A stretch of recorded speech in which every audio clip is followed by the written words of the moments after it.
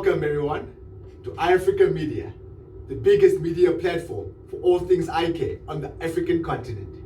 I'm your host, Malope, all the way from South Africa. And today, we're doing things a whole lot different. I've got the privilege and the opportunity and the honor actually to be sitting with one of the people that inspires me so much in the IK industry.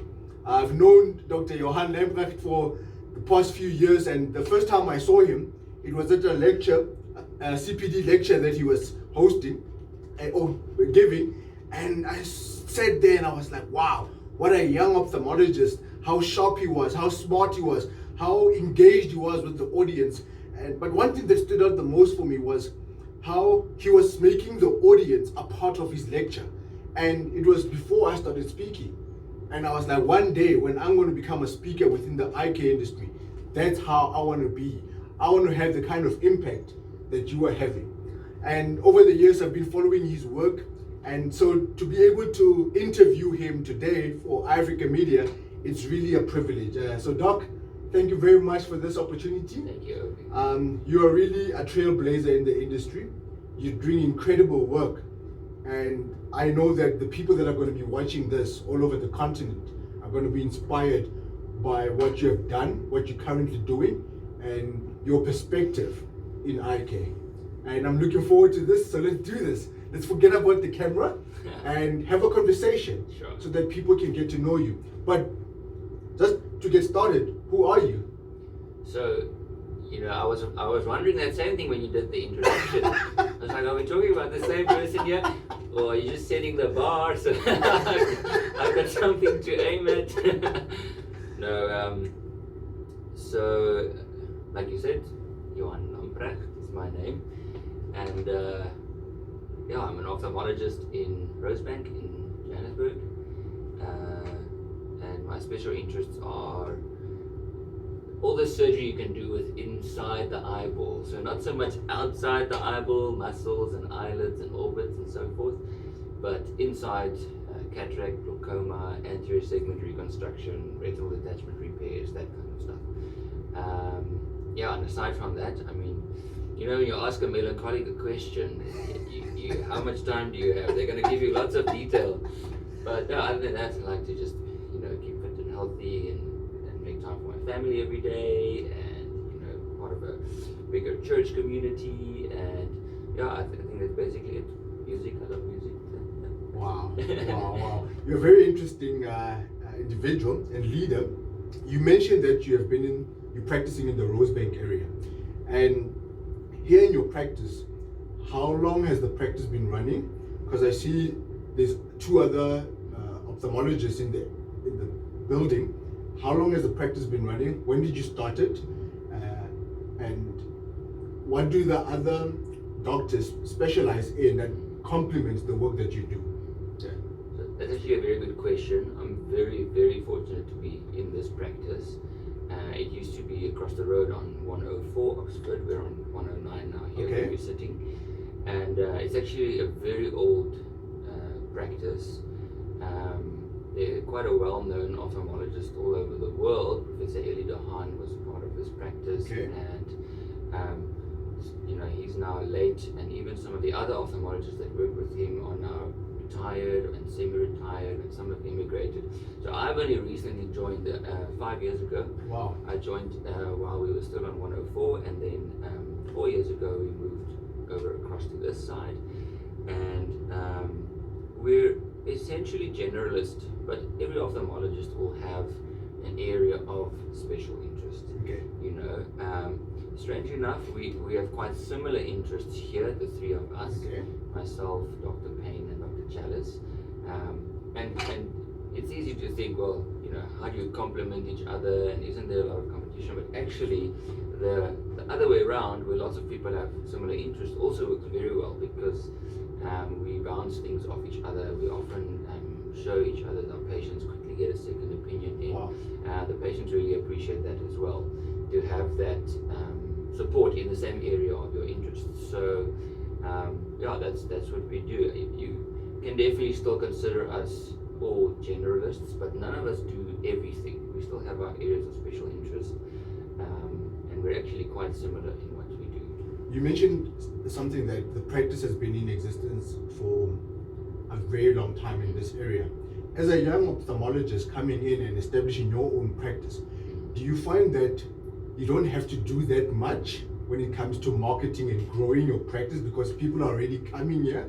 Or have you found that because the community or people that will come here are a bit or much older, you then as a young ophthalmologist requires you to actually go over and above the norm in terms of how you market yourself, how you brand yourself, how you showcase your expertise to reach a newer audience or group of patients that would not normally come to a younger looking ophthalmologist.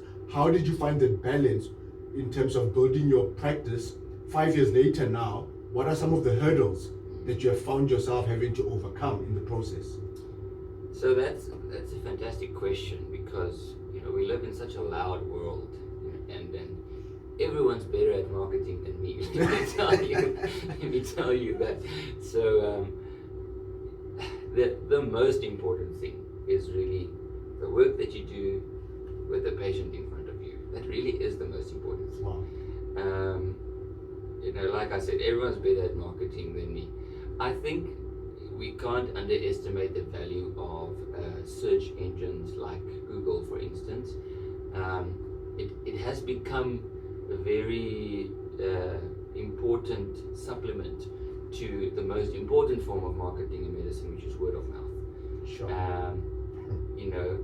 So the word of mouth is something that adds trust and credibility because we typically hear from our family, our friends, our colleagues.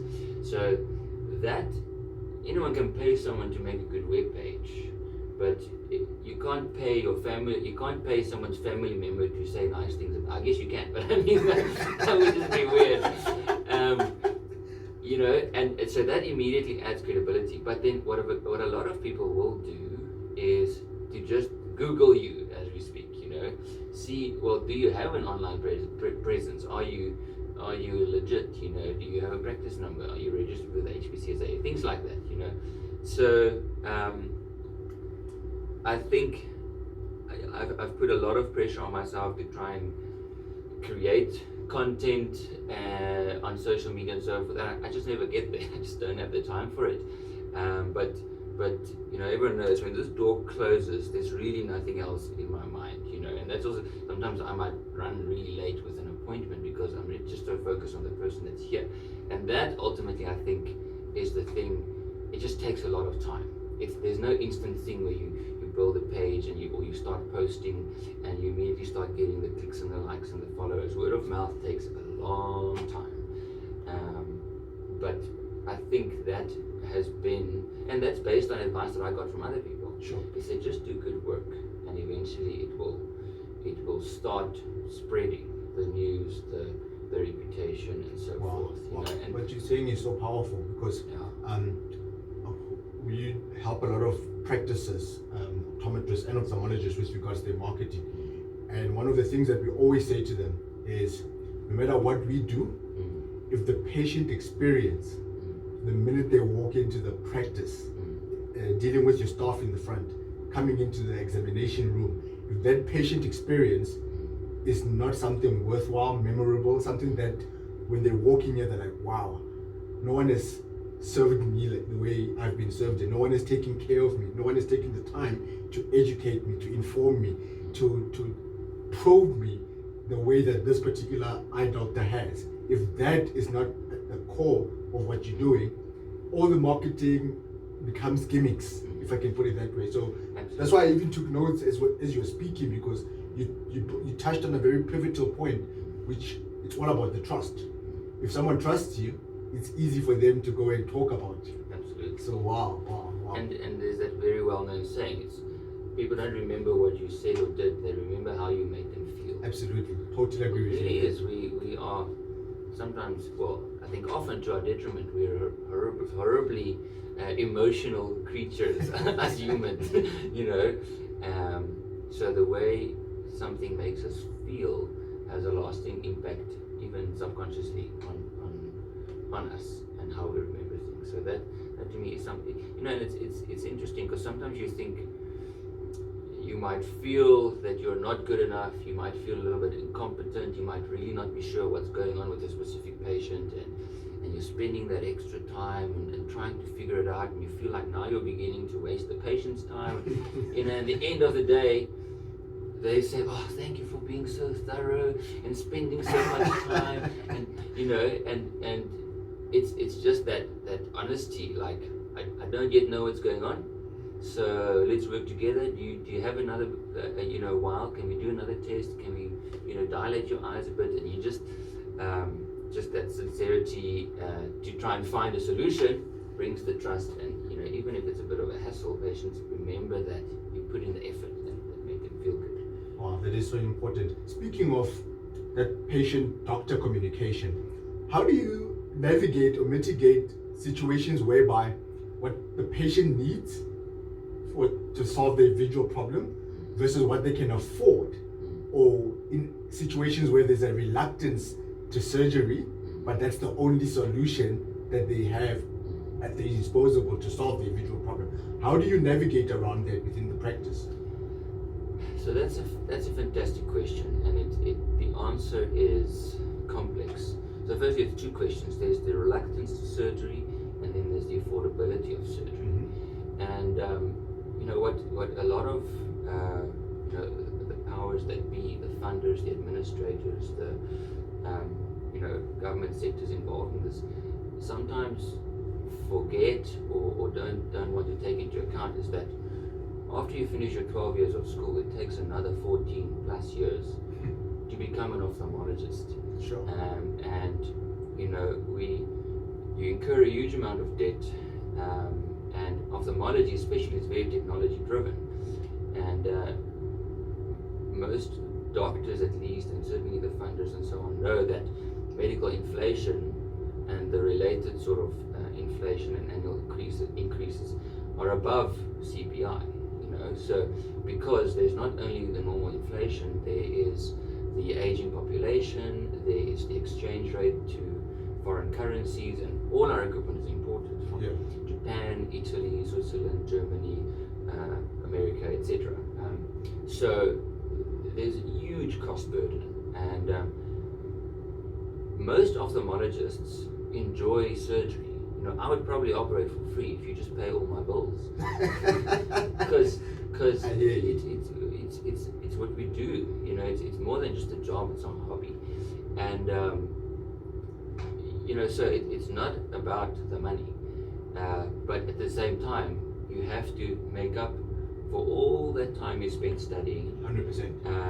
And you have a huge equipment expenditure. You take on a lot of risk, and it's not just to be fancy. You want to give the best care, and you somehow have to finance that. So it's about, I luckily, and especially more so with COVID, with volumes being down, I still have the luxury of time, and I'm just, you know, brutally honest about to patients about why are things the way they are. You know, why is the hospital component so expensive when we do surgery? Well, they have most of the equipment. They have the staff overheads, the bed, For sure. the beds, the ward staff, the theatre staff, the equipment, the consumables, all of that. You know, so there are all these different elements, and ultimately I feel that it's the doctor-patient dynamic that's important, that needs to come to an understanding. And there is a lot of interference from outside as to what are the limits to what you can do, and we only pay out this much, and you know, etc., etc. Where really it's about what is the best that the doctor can do, what is it that the patient needs, and how can you meet each other halfway.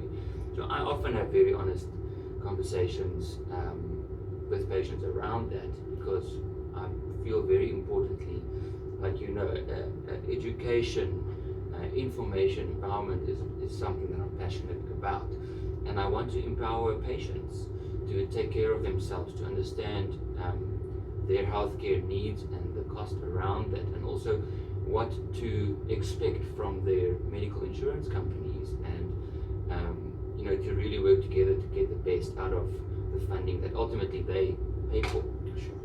So it is complex, you know, and then the apprehension around surgery, again, I find that information, education, empowerment is tremendously important. So I don't just do an eye pressure, write it down and say, here's your drop, go home. I tell the patient, your pressure is so and so.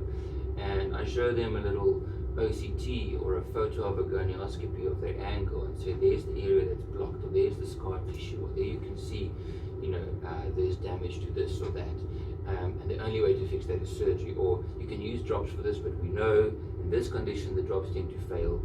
And often it's a case of trying almost always it's the case of trying the more conservative route. If you know that it's safe and it's not going to lead to irreparable damage, for sure. You try that, and patients see for themselves, well, it has failed. You're not just doing surgery because you're trigger happy. And also addressing some of the misconceptions around surgery. Like, people are tremendously anxious, and the sedation that we give, or if you give a full anesthetic, but it's mostly under sedation, you tell patients, don't worry, we treat anxious, claustrophobic patients all the time, and everyone's afraid of eye surgery. It's logical. I also can't keep my eye open if someone comes at me with a sharp object, but that's what the sedation's for. It's not just a luxury. It's to help you to relax, to help you to not squeeze, to help your blood pressure to stay stable and your heart rate, and you don't have to worry. You're not going to be anxious then as much as you might be anxious now. And how much pain to expect, you can tell people. Different operations have different thresholds, but usually eye surgery is not tremendously painful the next day. There's obvious exceptions, but usually people are surprised that the next day or a day or two later they're like, I can feel the eyes like a bit dull, achy, but it's not as bad as I thought, or it feels a bit scratchy and so forth. So all of these elements, together with that trust that we spoke about earlier, just a general impression that they get of you, and the effort you take to figure out what's wrong and to build that relationship, all of that helps to sort of blunt the apprehension to surgery or invasive care, to get them to the point. And then obviously you have to deliver, So it's very important. You have to deliver, and the results have to be in keeping with what we expect statistically and so forth. And that is such an important element. Again, it's the expectation that you create. And one of the biggest mistakes that we all make in the beginning is we overpromise, because we don't want to chase the patient away. You're desperate to build your practice. And very quickly, especially with things like glaucoma surgery, where there's such an unpredictable component of individual patient healing after each surgery, and like the retina being a permanent tissue, there's lots of retina damage can't really be fixed. You can only fix that which is still viable. That which is already dead is already dead, So there are limits to the expectations, and we have to be honest about that, and then, as the saying goes, under promise, over deliver. You'd rather do that. Wow. You said something very, very powerful in terms of building the trust relationship and communicating. And one thing about your practice, and this goes out to all the optometrists and the ophthalmologists that are listening in, the setup here in the room is Dr. Lamprecht and I are sitting on two comfortable chairs right now having a conversation, and it's how it's set up for his patients. There is the patient chair. So the impression that I'm getting is that when people are walking in here, the first thing that happens is that they're not walking to the examination chair. They're taking a seat on one of these comfortable chairs of yours, and you're actually having the discussions first, making them comfortable around you, showing them or explaining to them that, hey, this is what we're going to be doing. These are the procedures that we're going to be going through. These are the examination expectations or outcomes that could be expected or seen. And then after that initial discussion, you're moving your patients to that particular chair or here to do all the necessary tests, and you come back here to explain and demonstrate on your screen what is going on with the eye. So it's very important that look at the settings in your examination room. Is it patient-centric or is it numbers-centric? The person that is sitting there is not a number. It's a person. It's a human being. And we are taking care of how they are seeing, whether you're an optometrist or an ophthalmologist. So always put that at the back of your mind when you're dealing with patients, that don't rush to see as many patients as you possibly can. Take the time. That's what I'm getting from you. Take the time to explain all components that are involved in their eyes, so that when it comes to the financial aspects or the reluctance to surgery that they might have, you have gone through all the steps involved. So when they're making the decision, they know exactly what are the pros and what are the cons, what happens, or what will be the value of what I will get if I go with what you're recommending versus what will I be losing if I don't go with it. So at the time they're making a decision, they're clear on the benefits or the features and benefits of what you're recommending. So that was very powerful for me, and that was what I took from it. But now the question that I would have is, what are some of the misconceptions that patients tend to have when it comes to intraocular surgery in your practice? So, very briefly on the previous point, one has to give credit where it's due, and it's actually a friend of mine. He has a design company called Tungsten Design, or Tungsten SA, and there's a subconscious or a psychological component to the layout of things, and most ophthalmologists will have this sort of open plan because it's just the way it's developed over years, and people sort of copy and paste things, but it's actually profoundly psychologically impactful, the fact that there's no barrier. So that's transparency. That in itself creates the trust. If I was lording over you behind this big desk over here, like a CEO, that just creates a completely different feel. And I mean, that setup might work in different types of professions. For sure. But, and there where you're sitting, you can see the screen, so like you mentioned. But not only that, if a parent comes in with a child and I'm busy examining the child, the parent can actually literally see what I'm doing while I'm doing it. There's such transparency about what happens, and then even things like the moment you walk in, there's all this scary equipment and am I going to torture you? But also at eye level, there's this big landscape in a cool color that psychologically it's at eye level, so it catches your attention. Absolutely. And when you sit here again at eye level, there's art, but I use that to explain. See, there's the natural lens, there's the artificial lens, there's your tear ducts, etc., etc. But the kids catch the big colorful pictures, and it settles them down psychologically instead of just seeing computers and cameras and all that sort of thing. So that's something that I learned from previous people with experience in understanding this. Wow.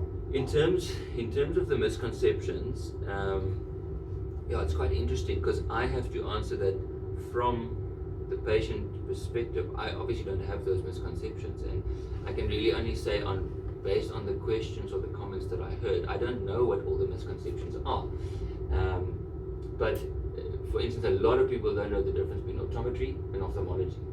So a lot of people will call the optometrist their doctor, even if he doesn't have a PhD, and they'll call me an optometrist, and then people will come to me for a glasses test, and then I'm like, oh, I'm sorry, I'm going to waste your time. Sure, I can do a glasses test, but the optometrists do that all day, every day, and they've got the selection of frames, and they're just going to do it better. So you can have an optometrist in-house, which I'll probably get to at some point, but I still just send patients back to their original optometrist if they were referred from one, or if someone moved in, I would just make suggestions as to the optometrist around them, or based on where they stay. For sure. In Joburg, we're very, very spoiled for choice, and the standard and competition is so high, so patients really have a lot of good service providers here, and it's like that in other areas as well. But so that is optometry speciality, and then you also get subspecialties within optometry, so scleral contact lenses, or hard lenses, or whatever the case might be. People that see more kids, or people that do neuroadaptation exercises and work with people with like cerebral palsy or traumatic brain injury, etc., etc. And on the other hand, ophthalmologists are also the same. So sometimes a patient would come to me and they would say they would want laser vision correction, and then I say, sometimes I wouldn't even draw someone, because I would just be like, I'm really sorry, I can measure your thickness and your topography and all that stuff, but I don't actually do the laser vision correction. So then you send them to the right person. So that's one of the misconceptions, that it's sort of all the same thing. And the other thing is that we spoke about the pain and the apprehension around surgery, so working to settle that. And then the last thing is people seem to to think that everything we do is done with lasers, and and there's only one laser. That does everything. It's the one that makes you not need glasses, you know. Yes, that's. Whereas we have, you know, argon lasers for retinal photocoagulation, and we've got YAG lasers for capsulotomies and iridotomies, and we've got femtosecond lasers for SMILE, and we've got excimer laser for LASIK and PRK, and we've got carbon dioxide lasers for DCRs, and you'll notice in none of them that I mentioned cataract surgery, yes. because we don't actually use laser for cataract surgery. The exception really is the femtosecond laser, which we use for incisions, capsulotomies, and to divide the nucleus. But by and large, cataract surgery is done manually and with ultrasound, not laser. You know, so that's people are sort of on the back foot when they hear that you don't use laser. Do you find that as optometrists we can play a bigger role in communicating what patients should expect to have or what type of conversations that they should expect to have with ophthalmologists? So definitely, and again, I'm very, very fortunate in the area that I am. When the patients are referred to me, I say, did your optometrist say why they wanted you to come here? And they'll be preempted. The careful thing is always the expectation that you create in terms of outcome. Okay. Because you can't promise, or you should not create the expectation for the outcome if you're not the one that's enforcing the outcome. For sure. So if you see someone and you see they need glasses, and you know, you can be like, you can definitely be 20/20, or we can balance you out, or you know, no, you're going to have a bit of anisoconia because your two eyes are too different, you'd be better with contact lenses. You create that expectation based on the treatment that you give. For sure. If you see someone with glaucoma or retinal detachment or whatever, by all means, give the diagnosis and give some reasons as to what needs to be done, or why it needs to be done, or what are likely the special tests, or but you know, be very careful to say something like, no, if they fix it, you'll see normally again, you know, that kind of thing, because the one that gives the treatment ultimately should be the one that manages the expectation. But you know, honestly, I've only had positive experiences, because I tend to, like you know as well, the relationship with optometry for me is very important. There are obviously areas where the industry is butt heads and there's overlap and stuff, but there's way more that we have in common in terms of areas to synergize in and work together in and stuff, to rather focus on those areas. And you know, patients come in with some degree of why is it important to come, and what sort of timeline, can they delay it for a month, or should they go today, etc. That's why that education helps. And then once they come here, you go further and you expand on that, you create the expectation and the treatment plan and all of that for the surgical conditions. What's the most interesting case that you have worked on, and what is the most difficult case you have worked on? Or is it more or less the same thing? It's probably the same thing, but I would say I'll start with the most difficult one, or the most difficult ones are the ones that you can't fix. That's difficult not just practically, but emotionally for the patient and the doctor. You know, so I had this patient that he had he must have had some sort of underlying connective tissue degeneration. He had degenerative myopia and you know, iridodynesis, and then he'd had cataract surgery 5 or 10 years previously somewhere, and then he came in with a spontaneous lens dislocation. So now, you know, he needs a vitrectomy to remove the lens, and he needs some sort of scleral fixated lens, and you can't put it to the iris because the iris was just so atrophic.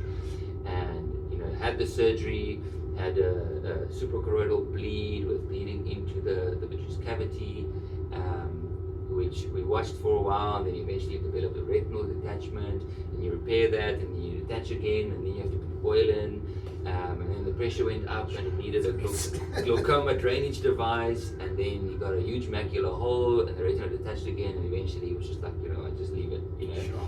And then you think to yourself, oh man, I wonder if this patient he's going to tell the story that the doctor made me blind. Right. You know? Yeah, because at the end of the day, it's a summary that Yeah, they're gonna exactly. give. Yeah. But the funny thing is, 2 years later, his other lens dislocated spontaneously, and he came back to me again, and I was like, "Oh no," you know. And that I had to do exactly the same, and he was miraculously best corrected vision was 6.6 in that eye, and a year later he passed away from a complicated pneumonia. Wow. And you know, there's that bittersweet where you couldn't fix the one, and then you did fix the other one, and you added somewhat to quality of life in those last few months, and you know, and then every time the spouse comes, there's that emotional, like they're For still sure. sad about the patient passing away, and you know, so those are probably the most difficult ones, the ones that you can't fix, and obviously you sometimes have that in a bilateral case, you know, where both eyes can't be fixed, and that's just, you know, that's really horrible. But at the same time, you know, the complex cases are also extremely rewarding.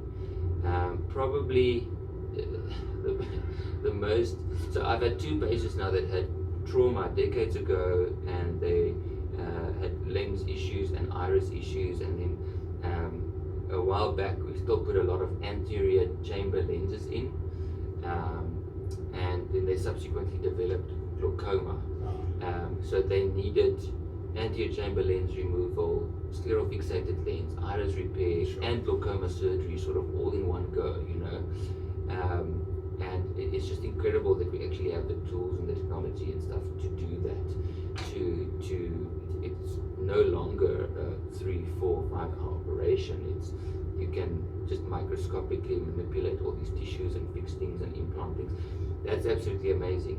And I have a patient that had a phakic IOL, so he's got his natural lens behind his iris, and then he had a lens implanted in front of his iris in the anterior chamber for high myopia, and then the one pupil got scarring from the operation. Ooh. And we discussed the options, and he wanted me to do a pupilloplasty between the 2 lenses, so to fix the pupil between the natural lens and the artificial lens. That was also definitely one of the most difficult. And In situations like that, are you the only ophthalmologist then who's involved in that, or is it a team effort? If I can. It all depends. So for retinal surgery especially, I prefer to work with more experienced people. But you know, there's always a degree of team effort. Like I said, we often, I'll just ask someone and say, like, you know, just come have a look. What would you do? You know, do you agree? And sometimes I would call a colleague in, and the patient would be here, and they would know, like, I didn't tell them now what's going on. I just called them in and say, what do you think this is? You know, and then they know that this person has the same opinion as me, you know, and that gives them that peace of mind.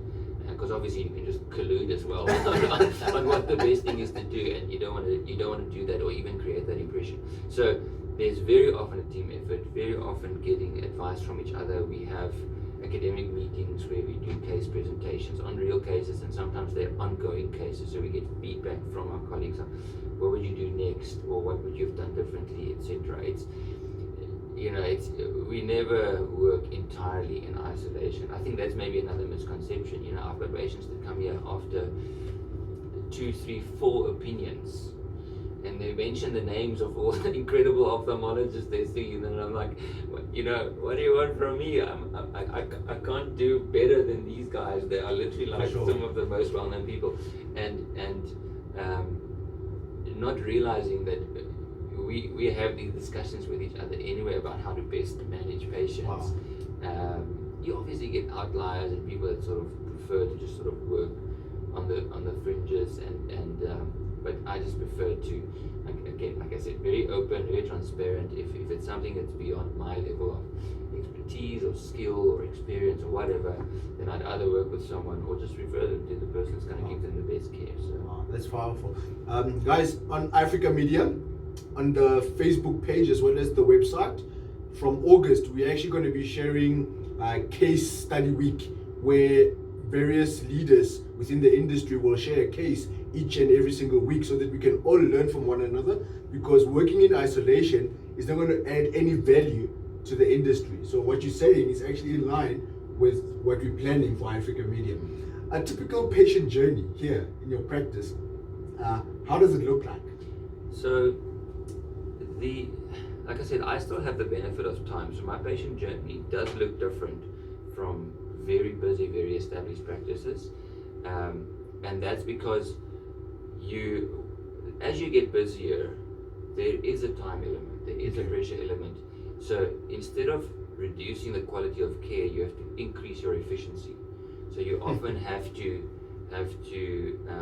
you employ more staff for pre-tests and in between doing the dilating, and then afterwards doing your special tests, and writing up the reports that you've dictated, etc. So that's just from sort of the practical coming into the door. Who do you see first? How much time do you spend with me? Which of the special pictures and stuff will I take myself, and which will I? And that develops over time. And I'm saying that specifically because sometimes patients think they're not getting the right person's attention for long enough. But actually everything works together. And tests that are done by auxiliary staff are still brought into the same pool, into the same person's mind, put together to make the optimal decision. In terms of the long-term patient journey, often with retina and with glaucoma, from the day you first meet, immediately it's going to be a lifelong journey. If you have exudative age-related macular degeneration, or if you have advanced open-angle glaucoma, or you had previous trauma, you've got angle recession glaucoma, you're going to be on drops for the rest of your life, or you're going to have surgery that needs to be checked at least annually, and often it's a 6-monthly or even a 3-monthly visit. So often the patient journey from that point onward is like a long-term relationship, coming back for certain. And you communicate whatever type of possible outcome with the patient from the onset. And that's one thing that I believe that as optometrists, we can actually take that from you guys. That a person comes in to get their glasses, or comes in for an eye examination, and they're wearing glasses for the very first time. We sometimes make the mistake of not explaining to patients what the next couple of years is going to look like in terms of when do they need to be coming back. This pair of glasses, they're not necessarily going to be fixing their vision so that they don't have to wear glasses anymore. They're going to, every year or 2 years, however the case may be, need to come back for those eye examinations. So very, very important, especially for first-time patients who are visiting your practice for the very first time. Sit them down, explain to them what their journey is going to look like, because that's going to alleviate a lot of misconceptions, challenges that you will experience later on. So you're making a very good point in that. Absolutely, and the journey is often between the ophthalmologist and optometrist. So more in areas like cataract surgery, often, after all is said and done, then I wouldn't really see the patient anymore. I go back to the optometrist if they still need refractive correction, or just see the optometrist annually or every second year for continuation of pressure examinations and screening of the fundus, etc. So there's more than just fixing problems. We want people to get an annual or every second year eye exam, even if nothing's wrong, to detect things that become more common as we get older, like glaucoma and macular degeneration and those things. So that journey is very much an integrated journey between the ophthalmologist, the optometrist, the GP, whatever else the patient's condition and family history might be. Wow. Doc, we have shared so much. I've got so many notes here that I've been taking. But in closing off, actually, you've built your brand around Convisio. How do I say it? Convisio. What is that all about? So, even some of my friends are like, "What's Convisio? No one can read it." Yeah, it." because when you want to send you an email, we end up putting an N at the end, thinking it's Convision, and then the email bounces back, and you're like, "Oh, it's Convisio." So I know. Now when I spell it out, I realize that's something that catches people out, and I guess that's how you learn around brand creation. That's why certain brands change. But like, what does Uber mean? What does Instagram mean? What does a brand is ultimately the name. The brand has to have meaning, not so much the name. even though almost all good brands within the name is the meaning, or at least a symbol of the meaning. Now, I don't plan on being Instagram or Uber, but the Convisio has meaning. The word itself is a Latin word. You're like, oh, why would you use an extinct language? But it's because values should be timeless. Absolutely.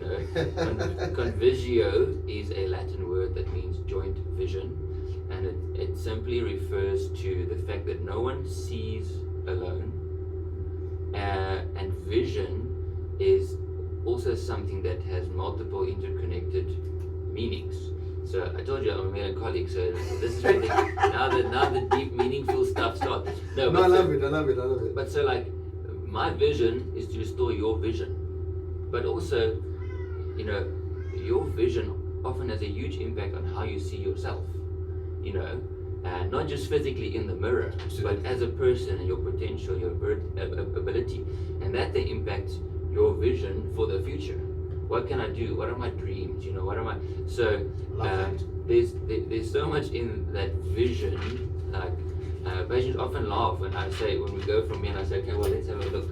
Because there's so many puns and word plays on. We'll just keep an eye on Absolutely. it. That kind of stuff. I love it. Vision is such a powerful word, and to just have that underlying purpose in mind, that our vision should be aligned. My vision together with my optometry colleagues and my ophthalmology colleagues, my vision together with the patient's vision of, I have patients that say, well, the whole medical industry is just a money-making racket, and all these swabs and all these COVID vaccines, it's just a money-making racket, and that is their view of the industry.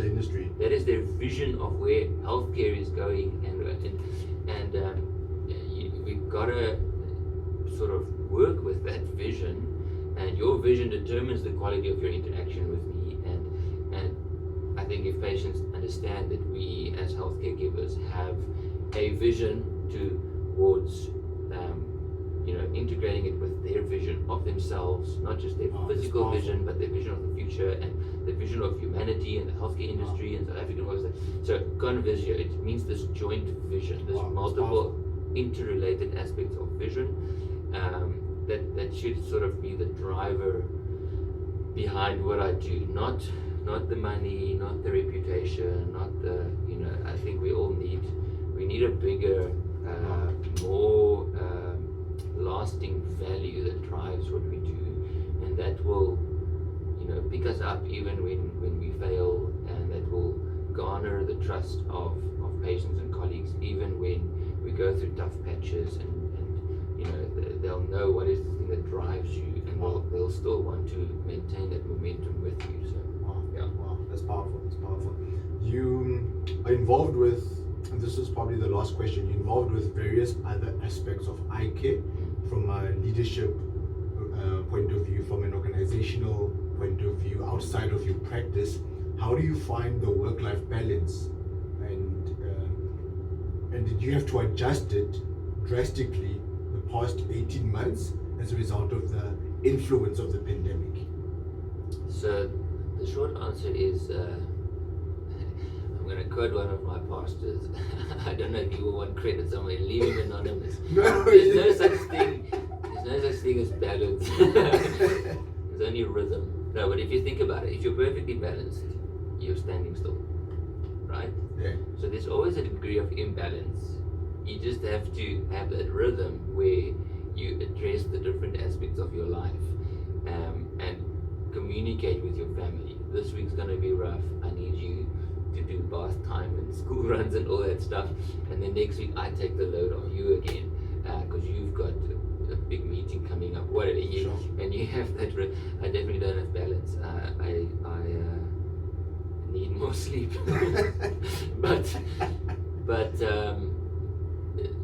the other thing is to do what you must, and to do what you enjoy. You have to do both. In other words, what I'm saying is, The balance is in what you need what to do. you enjoy also becomes what you must do, because if you just do what you must and you don't enjoy that, you just, like they say, all work and no play makes Jack a dull boy. You gotta enjoy the things that you must do. Like, I really enjoy ophthalmology. I enjoy spending time with my family. I enjoy exercise. Those are things that I must do.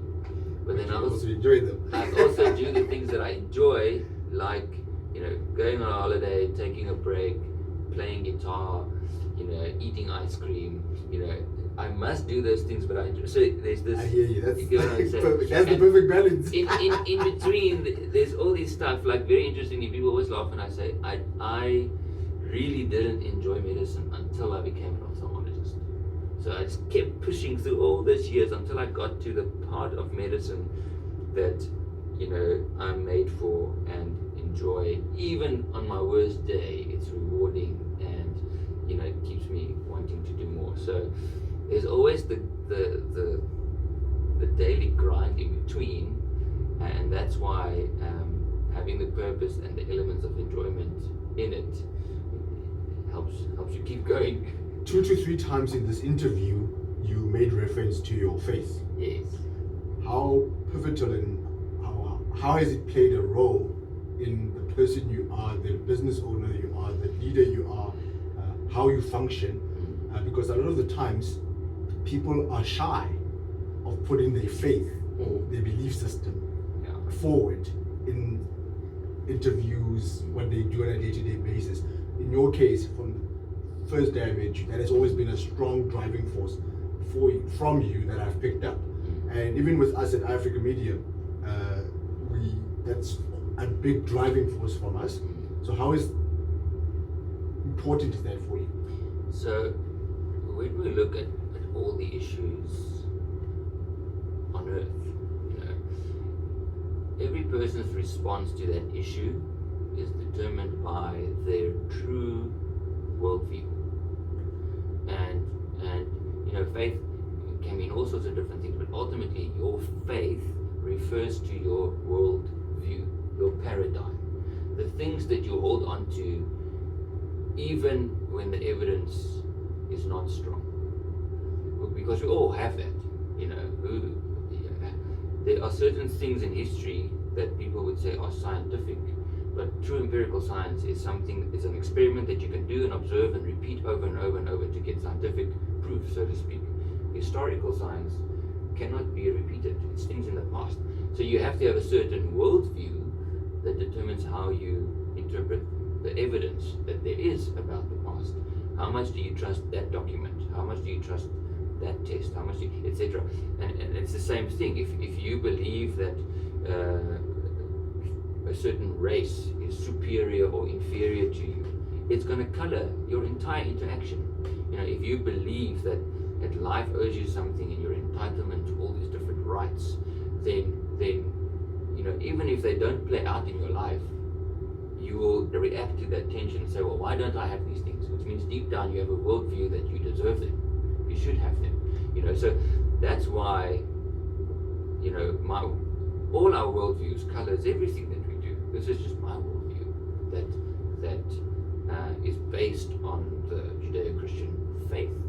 And I've looked at it as a scientist, and you know, the different opinions of historical scientists and sort of history throughout different civilizations and how things develop, and it's the worldview that I believe is true, you know, and it's the worldview that led to the development of the scientific renaissance and the what they call the medieval industrial revolution. There's so much to it. This is a whole 7-hour interview on its own. I believe it's a profoundly impactful, positive, and true worldview. Even though there are lots of things there's lots of questions that no one can answer, regardless of your worldview. We've got to just deal with that, and that's why we need a worldview. That's why we need faith in something, because in what direction are we going to drive towards those answers? And that's why it's impossible to, even if I don't mention it, it's still going to color the answers that I give.